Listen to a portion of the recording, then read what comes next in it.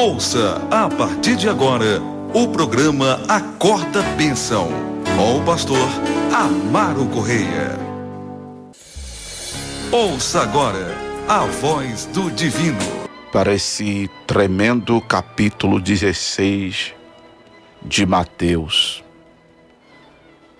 A gente tão costuma, não é, ler a Bíblia regularmente. A maioria dos irmãos não costumam ler a Bíblia regularmente.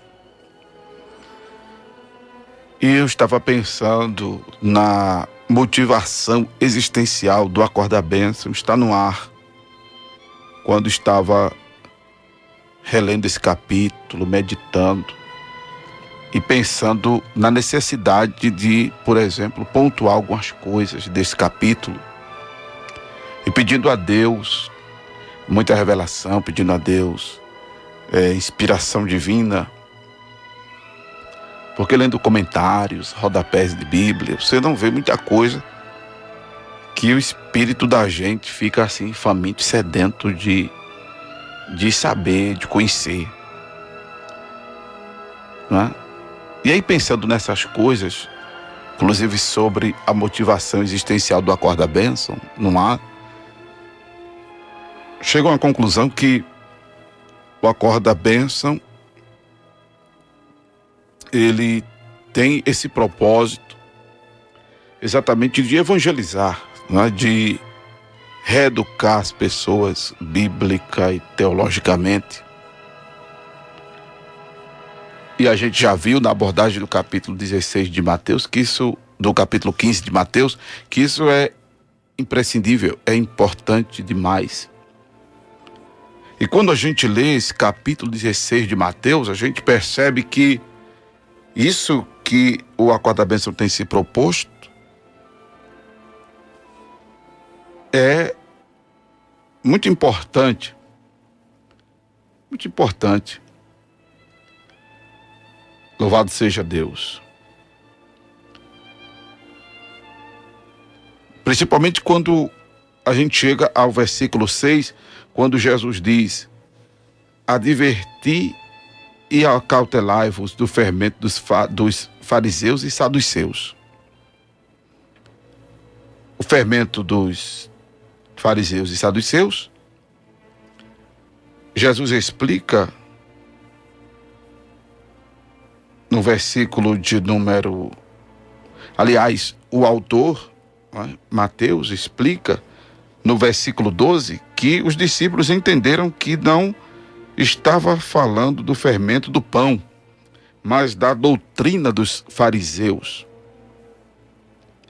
A exemplo da época, os discípulos de Jesus, nós, em nossa maioria, estamos muito desapercebidos e desinteressados, em nossa maioria de cristãos,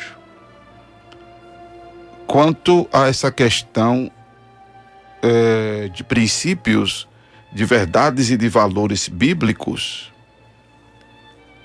que devemos dar importância. Tem gente que não está nem aí. Tem gente que opta até por não estar comentando verdades bíblicas, princípios bíblicos,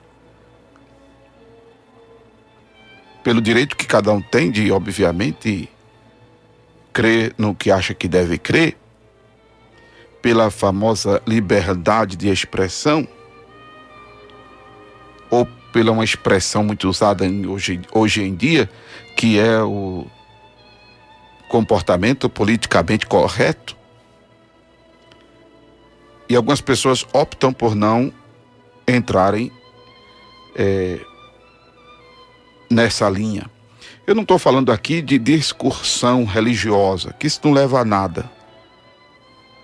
Não estou falando de discussão religiosa, não estou falando de entrar em debates.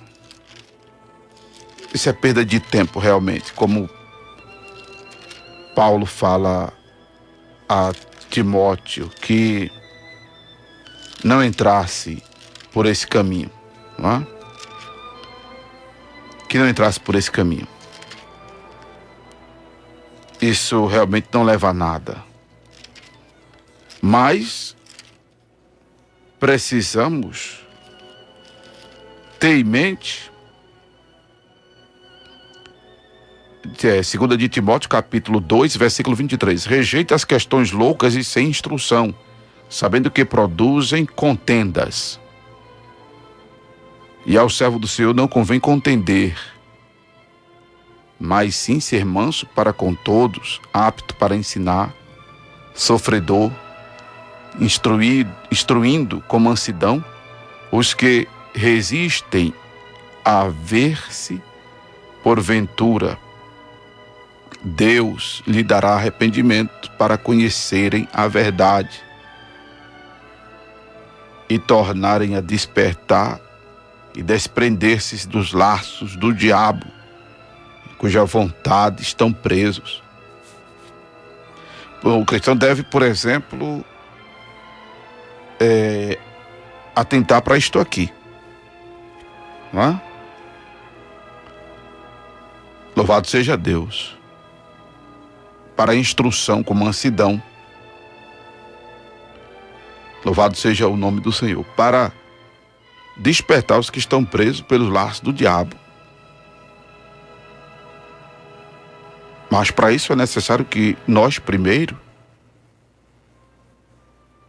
nos livremos dos laços do diabo, que aqui no contexto de Paulo a Timóteo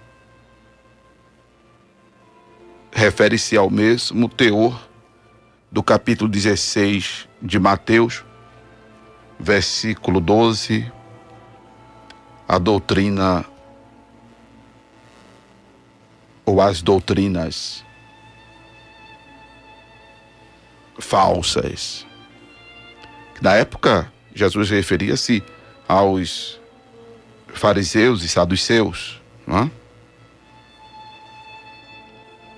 A essa doutrina que é exemplo do fermento, símbolo do mal, da corrupção,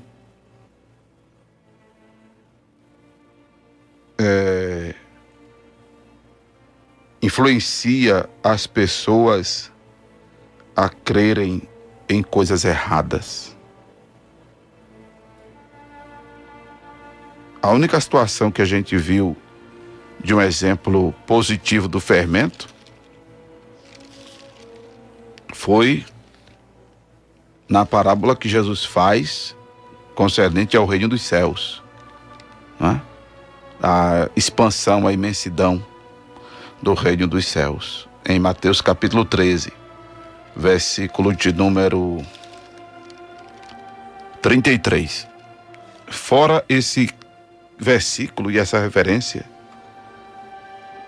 normalmente quando aparece o fermento na Bíblia, ele é simbolizado ao mal, à corrupção, ao que não presta. E algo assim que incha, algo que toma proporções realmente muito grandes. Por isso que nesse aspecto aí é que Jesus compara ao reino dos céus. Mas faz um mal danado, né? Até pelo fato de as pessoas serem mais propícias às coisas erradas. O ser humano é mais propício às coisas erradas. Jesus disse, está escrito em João, Evangelho de Jesus Cristo, segundo escreveu São João, que as trevas e a luz vieram ao mundo, mas os homens preferiram mais as trevas do que a luz, porque suas obras eram más. Não é? Jesus disse isso, que o julgamento é esse, que a luz e as trevas vieram ao mundo, porém os homens amaram mais as trevas do que a luz, porque suas obras eram más. E quando uma doutrina errada ela é ensinada e tida como verdade, para reeducar as pessoas, para fazer as pessoas voltarem, é muito difícil. Por isso que Jesus advertiu os discípulos a acautelar-se do fermento dos fariseus e dos saduceus. Mas os discípulos estavam sem entender, pensando que Jesus estava falando de pão materialmente.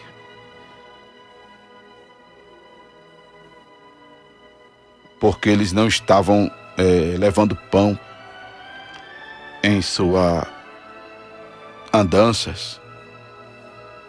Ao que Jesus chegou e disse: rapaz, vocês não lembram dos 5 pães para 5.000 homens? E quantos cestos vocês levantaram? Nem dos 7 pães para 4.000, e de quantos cestos também vocês levantaram? Não estou falando de pão material. Estou falando do fermento dos fariseus e dos saduceus. Aí foi quando eles compreenderam que Jesus estava se referindo à doutrina desses grupos. Jesus estava se referindo à doutrina desses grupos políticos e religiosos, não é? Eles que insistiam em sua negação à messianidade de Jesus, e que não for a primeira vez, nós já vimos isso no capítulo, se eu não me engano, 12, que eles pedem a Jesus um sinal, capítulo 12, versículo de número 38. Então alguns dos escribas e dos fariseus tomaram a palavra dizendo: mestre, quiséramos ver da tua parte um sinal. Ao que Jesus respondeu e disse: uma geração má e adúltera pede um sinal, porém não lhe dará outro sinal senão o do profeta Jonas. Pois como Jonas esteve 3 dias e 3 noites no ventre da baleia, assim estará o Filho do Homem 3 dias e 3 noites no seio da terra. Foi o que Jesus respondeu lá no capítulo 12. Mas eles insistiam em um sinal que Jesus pudesse fazer para provar que ele fosse Filho de Deus, para provar a sua messianidade, não é? Aí Jesus chama a atenção deles, porque eles chegavam à conclusão que o tempo estava bom quando olhava para o céu rubro, o céu vermelho, não é? No chegar da tarde, ou então pela manhã, quando o céu estivesse vermelho, no caso, versículo 2, quando o céu estivesse escurecido, né? No versículo 3, quando o céu estivesse vermelho.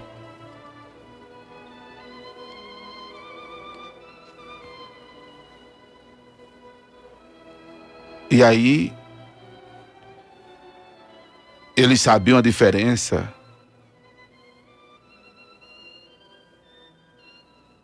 dessas faces do céu. Eles sabiam discernir o aspecto do céu. Mas são agora questionados por Jesus por não conhecerem os sinais dos tempos. Não podiam discernir os sinais dos tempos. Queriam um sinal para terem assim provas de que Jesus era realmente o enviado de Deus.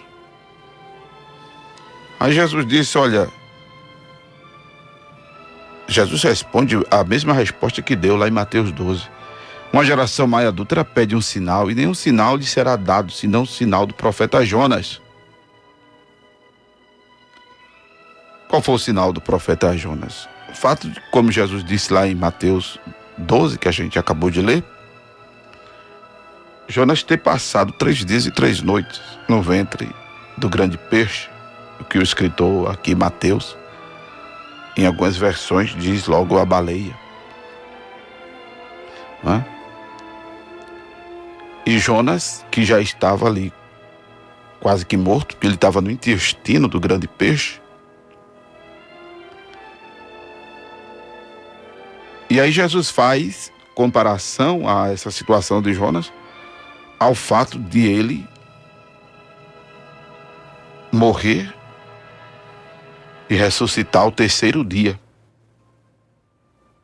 A ressurreição de Jesus, que é o que de fato convalida a nossa fé. Paulo, escrevendo aos Coríntios, ele chegou a dizer que se Cristo não tivesse ressuscitado, vã seria a nossa pregação. Vã seria a nossa fé. Louvado seja Deus. 1 Coríntios capítulo 15, versículo de número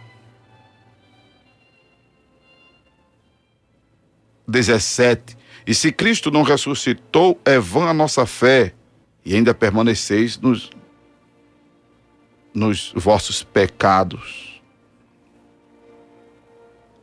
Mas Cristo ressuscitou dos mortos, versículo 20, e foi feito as primícias dos que dormem. Glória a Deus. Continuando aqui em 1 Coríntios 15, verso 21. Porque assim como a morte veio por um homem, também a ressurreição dos mortos veio por um homem. Aleluia. A ressurreição de Jesus, glória a Deus, é a esperança que temos para as nossas vidas futuras, ou para a nossa vida futura, não é? Como está escrito em 1 Tessalonicenses, capítulo de número 4, versículo de número 13 em diante, Paulo até aconselhando que consolássemos uns aos outros com estas palavras, mandando que não fôssemos ignorantes acerca dos que já dormem, verso 13, para que não nos entristeçamos como os demais que não têm esperança. Porque se cremos que Jesus morreu e ressuscitou, assim também os que em Jesus dormem, Deus os tornará a trazer com ele. E cremos porque Jesus ressuscitou. Quando Jesus ressuscitou, você sabe que foi espalhado a notícia que se perdurou entre os romanos, de que o corpo de Jesus havia sido saqueado pelos seus discípulos. A mentira, ela se propagou de que Jesus havia tido o seu corpo roubado pelos discípulos. Mas ele ressuscitou, glória a Deus.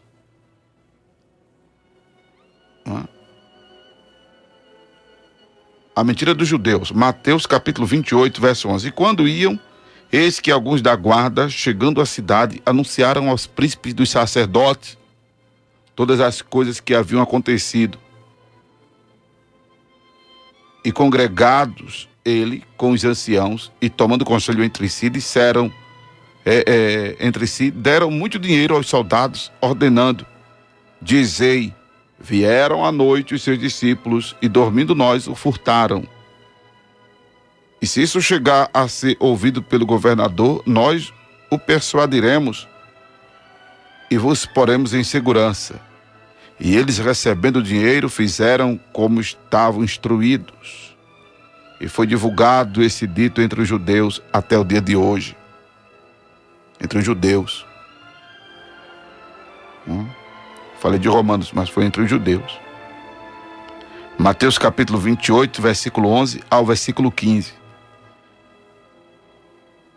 E o que foi que os soldados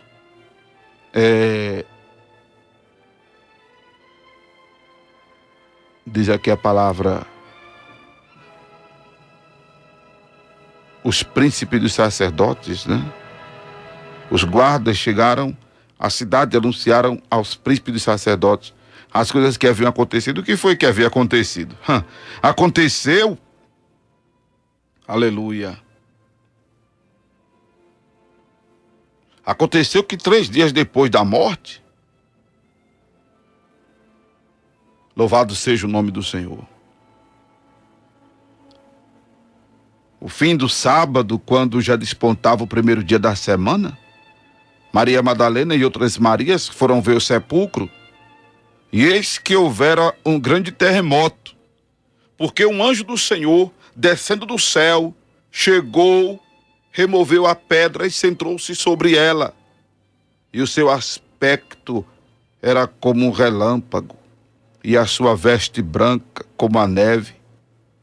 E os guardas, com medo dele, ficaram muito assombrados e como mortos. Mas o anjo, respondendo, disse às mulheres: não temais, não tenhas medo, pois eu sei que buscai a Jesus, que foi crucificado. E os guardas estão vendo tudo isso. Só que estão como mortos, parados, estáticos, inertes. E o anjo respondendo às mulheres: sei que vocês buscai a Jesus, que foi crucificado. Ele não está aqui, porque já ressuscitou, como tinha dito. Vinde e vede o lugar onde o Senhor jazia. Aleluia. E o anjo disse às mulheres: e depois imediatamente dizei aos seus discípulos que já ressuscitou dos mortos. E eis que ele vai adiante de vós para a Galileia, ali o vereis. Eis que eu vou-lo tenho dito. Glória a Deus. Glória a Deus. E aí a palavra de Deus nos diz que elas, saindo pressurosamente do sepulcro com temor e grande alegria, correram a anunciá-lo aos seus discípulos, e indo elas, eis que Jesus lhes sai ao encontro, dizendo: eu vos saúdo. Aleluia. E elas, chegando, abraçaram os seus pés e o adoraram. Então Jesus disse-lhe: não temais, ide dizer a meus irmãos que vão a Galileia e lá me verão. Foi isso que aconteceu. Ele ressuscitou. Aleluia. Jesus ressuscitou. Como diz o poeta, é porque ele vive que podemos crer no amanhã. Se ele não tivesse ressuscitado, a nossa fé seria vã.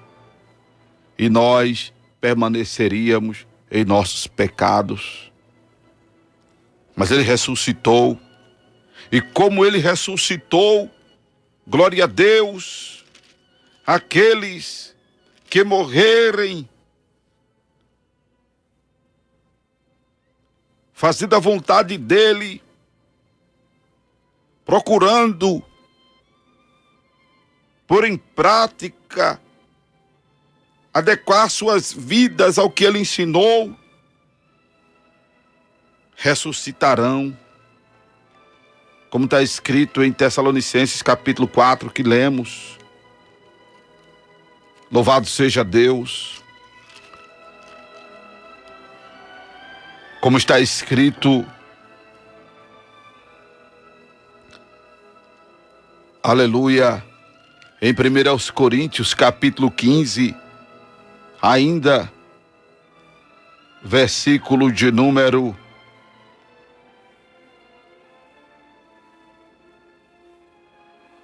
52, que os mortos ressuscitarão incorruptíveis e os vivos serão transformados, de maneiras que, vivos ou mortos, o que é corruptível vai ser revestido de incorruptibilidade e o que é mortal vai ser revestido de imortalidade. Porque a morte, ela foi vencida pelo Senhor Jesus. E aí será decretado que a morte, como foi decretado pela ressurreição de Jesus, que a morte foi tragada na vitória. E agora é perguntado à morte: onde está o teu aguilhão, ó morte? Louvado seja Deus, que nos dá a vitória por nosso Senhor Jesus Cristo. Aleluia. A ressurreição de Jesus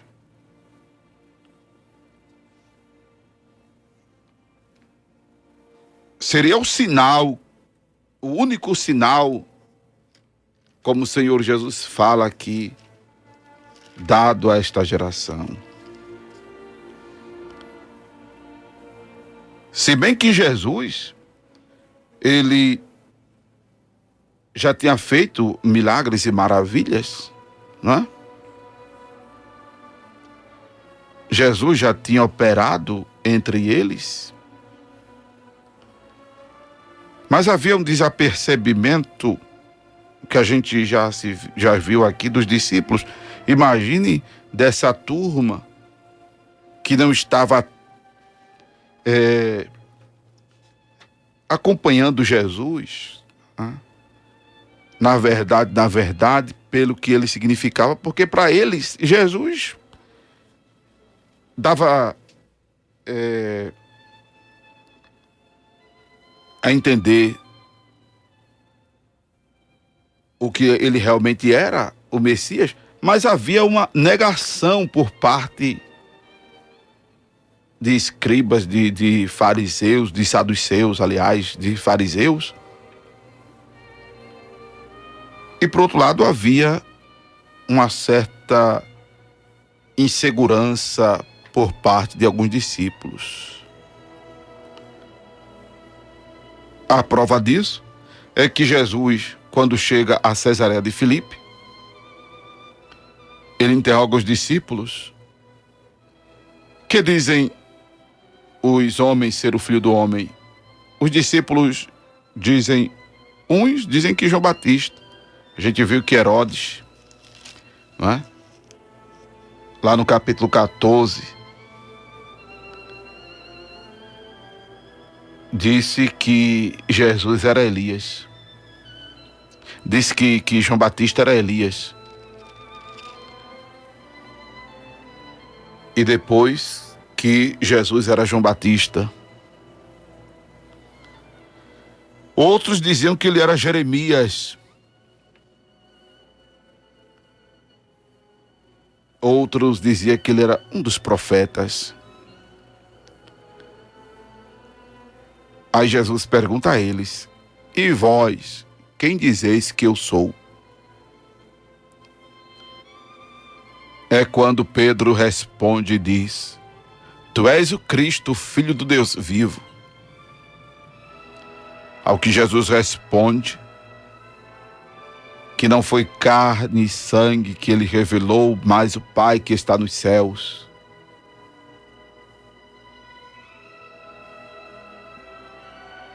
Jesus continua dizendo: pois também eu te digo que tu és Pedro, e sobre esta pedra edificarei a minha igreja, e as portas do inferno não prevalecerão contra ela.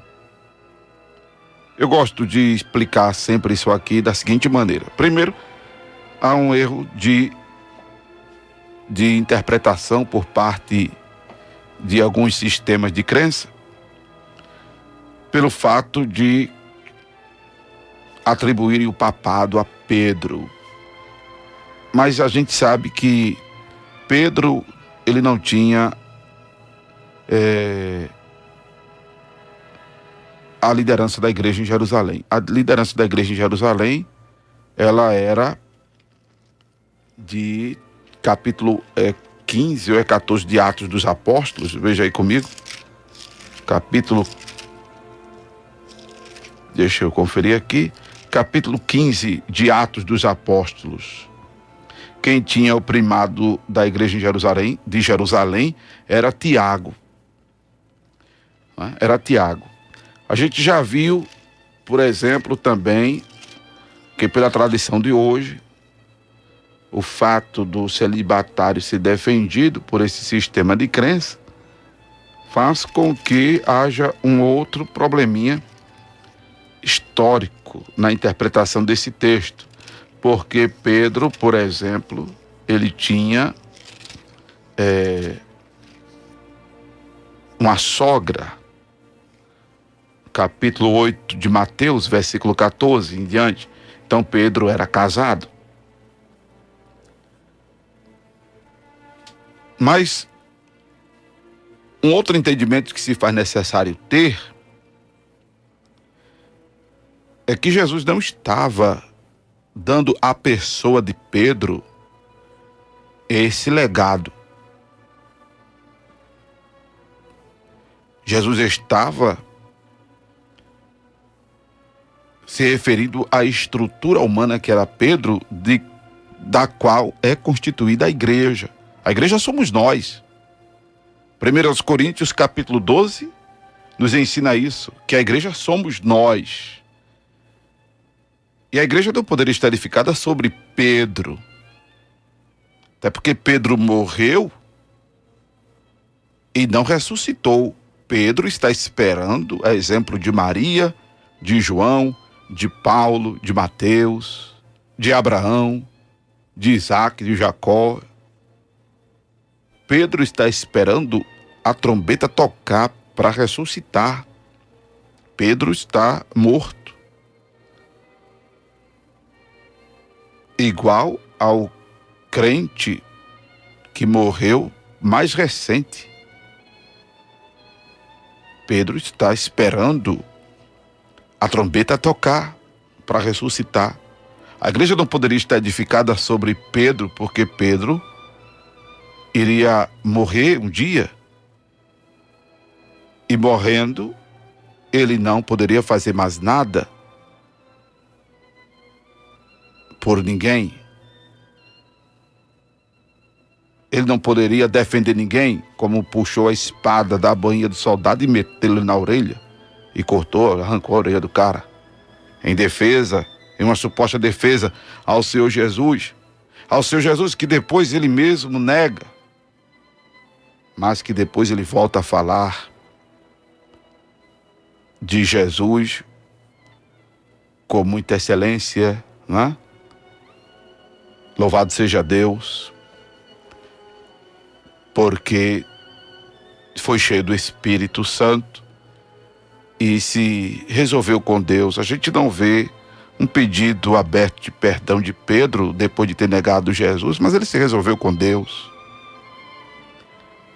Não é necessário que ninguém veja você tendo que confessar seu pecado.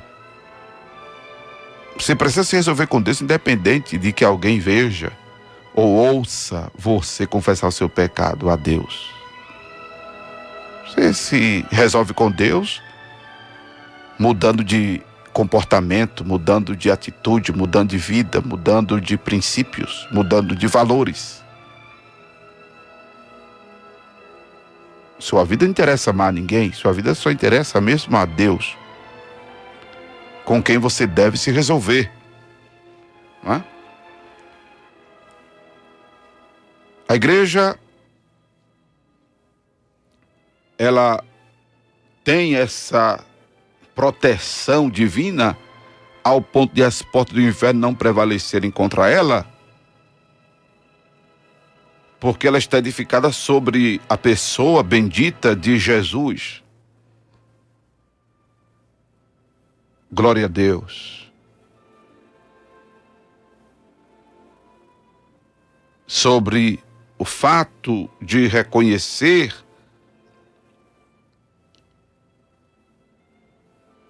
a messianidade, a deidade, o senhorio e a soberania de Jesus Cristo, como Pedro confessou. Mas foi uma coisa que não era dele, a revelação. Como Jesus disse, meu Pai que está nos céus, que tu revelou. Porque o mesmo Pedro, depois é visto como inimigo. O inimigo, a quem Jesus disse, para trás de mim, Satanás. Porque foi Pedro que chamou Jesus à parte e o repreendeu quando Jesus disse que iria para Jerusalém e padecer e ser morto e ressuscitar ao terceiro dia. Pedro repreende para que ele tivesse compaixão de si mesmo e que não dissesse que aquilo iria lhe acontecer. Aí Jesus disse, para trás de mim, Satanás, que me serves de escândalo.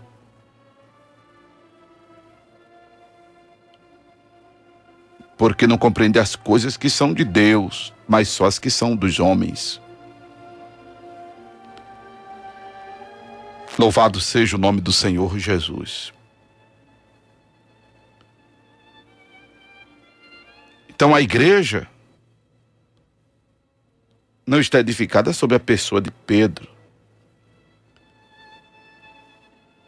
A igreja está edificada sobre a pessoa de Jesus. Agora a igreja é essa estrutura humana que era Pedro. A igreja somos nós, pessoas falhas, pessoas corruptíveis. Quando eu falo de corruptíveis, eu não estou falando de corrupção, não é? Se bem que há pessoas que se corrompem, se vendem, são venais. Mas a corrupção que me refiro é adoecermos, é envelhecermos, é morrermos, é pecarmos. A igreja, ela é um composto de pessoas falhas. Estava dizendo um dia desses a alguns irmãos que a igreja não é o céu, não há perfeição na igreja ainda na terra. Ainda não, nunca haverá perfeição na igreja na terra. Porque não há pastores perfeitos, não há bispos, evangelistas, ovelhas, presbíteros, não há ninguém perfeito. E a igreja somos nós. Isso não implica que permaneçamos, né, em nossos defeitos. Precisamos melhorar, precisamos mudar para melhor cada dia. Precisamos corrigir nossos erros, precisamos andar em novidade de vida, precisamos produzir frutos dignos de arrependimento, precisamos produzir o fruto do Espírito. E é nisso que faz com que estejamos unidos a Cristo, para que o diabo não tenha vez nem voz em nossa vida, como está escrito em Romanos, capítulo 8, versículo 1, que nenhuma condenação há para os que estão em Cristo Jesus, o nosso Senhor, que não andam segundo a carne, mas segundo o Espírito. Como está no Salmo 91, aquele que habita no esconderijo do Altíssimo, a sombra do Onipotente descansará. Precisamos estar unidos a Jesus. E aí as portas do inferno não prevalecerão. Ou seja, macumba não pega, olho grande não pega, mal olhado não pega, feitiço não pega. E o que acontecer a nós é por responsabilidade nossa, é descuido nosso. é falta de vigilância, é imprudência, é carnalidade. Mas não o diabo prevalecendo no sentido de manipulando nossas vidas. O que pode acontecer é até de gerarmos uma legalidade ao inimigo, se não nos arrependermos de imediato dos nossos pecados, porque uma vez arrependido e confessado, Deus perdoa, e o perdão de Deus é na hora. Não existe carência para o perdão divino. 1 de João 1:9, se confessarmos os nossos pecados, Ele é fiel e justo para nos perdoar os pecados e nos purificar de toda injustiça. Você pede perdão a Deus agora e Ele lhe perdoa agora. Ele não vai lhe perdoar daqui a uma semana, 15 dias, um mês, 3 meses, 6 meses. Não. Agora aquele que confessa e deixa alcança misericórdia. E quando você faz coisa que desagrada a Deus e se arrepende e confessa a Deus e pede perdão, Deus perdoa na hora. Louvado seja o nome do Senhor. E é exatamente essa mudança de comportamento que faz você estar unido a Cristo. E logo aquela legalidade que o pecado gerou para que o inimigo tenha vez e voz em sua vida, ela é desfeita pela aspersão do sangue de Jesus aspargido em seu corpo e seu espírito. Agora, dependendo também do pecado, algumas consequências virão. Dependendo do pecado, algumas consequências virão. Como dependendo do pecado, pastor? Não que exista pecadinho nem pecadão, né? Mas dependendo do tipo de pecado que você praticou. Se comeu alguma coisa, por exemplo, danosa ao seu organismo, pediu perdão a Deus, amém, Deus perdoou. Mas aí, seu organismo vai sofrer o impacto daquilo que você ingeriu. Isso é um exemplo, por exemplo. Se você furtou alguma coisa, você pode até devolver o que você furtou. Mas se alguém viu, pode denunciar. E a denúncia fazer com que você caia nas mãos das autoridades. E aí você vai ser punido. Deus lhe perdoou, mas a punição dos homens virão. E outros tipos de pecado. Mas o perdão de Deus aconteceu. Louvado seja o nome de Jesus. Você que está me ouvindo no presídio, o fato de ter se convertido não implica que você vai ser liberto de hoje para amanhã. Mas você está unido a Cristo, de repente está aí atrás das grades, mas está unido a Cristo, está livre da condenação eterna. Louvado seja o nome de Jesus. E os trâmites, né? Para, por exemplo, sair logo daí, é o bom comportamento, né? É o acionar bom advogado, e etc e tal. Mas o bom comportamento já ajuda muito, né? E tá sempre buscando a Deus, que não é fácil a vida de quem é presidiário. Não é fácil. Mas você está livre de condenação eterna. Se morrer, o corpo vai ao pó, mas o espírito vai para Deus. Louvado seja o nome de Jesus. Se morrer, vai para o seio de Abraão. Vai esperar o tocar da trombeta. Porque a trombeta vai tocar, senhoras e senhores. E assim como Jesus ressuscitou, quem morreu em Cristo ressuscitará. Mas eu quero terminar essa primeira parte da abordagem de Mateus, capítulo 16, voltando ao fato de que Jesus ressuscitou. Aleluia. E por Jesus estar vivo, a solução para o teu problema, a cura para a doença. A cura para a doença. Eu estou aqui com o testemunho da irmã Marília Nunes, glória a Deus, que a sua prima, louvado seja o nome de Jesus, a sua prima foi curada de um câncer, né? A Manu foi curada de um tipo de câncer que é cometido em crianças. E a Manu está curada do neuroblastoma. Ela me enviou esse testemunho, eu postei, está em nosso Face, Acorda a Bênção, que para a glória de Deus já tem aqui 3, 4, várias curtidas, né, desse testemunho forte. Já tem um bocado de curtições aqui, do testemunho, glória a Deus, que a nossa irmã,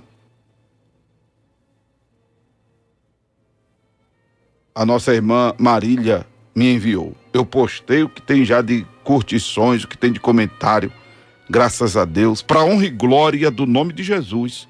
Por que isso? Porque Jesus está vivo. Jesus está vivo, a solução para o teu problema. Glória a Deus. A solução para a tua vida. Porque Jesus está vivo. Louvado seja Deus. Louvado seja o nome do Senhor. Aleluia. Levante a sua cabeça. Meu irmão, minha irmã. Porque Jesus ressuscitou dentre os mortos. Hã? Aleluia. E há solução para tudo. Há jeito para tudo. Bendito é o nome de Jesus. Vamos celebrar esse fato sempre. Vamos celebrar esse fato sempre. Glória a Deus. Porque se esperarmos em Cristo só nesta vida, somos os mais miseráveis dos homens. Louvado seja o nome de Jesus. Louvado seja Deus. Louvado seja Deus. Você acabou de ouvir o programa Acorda Bênção, com o pastor Amaro Correia.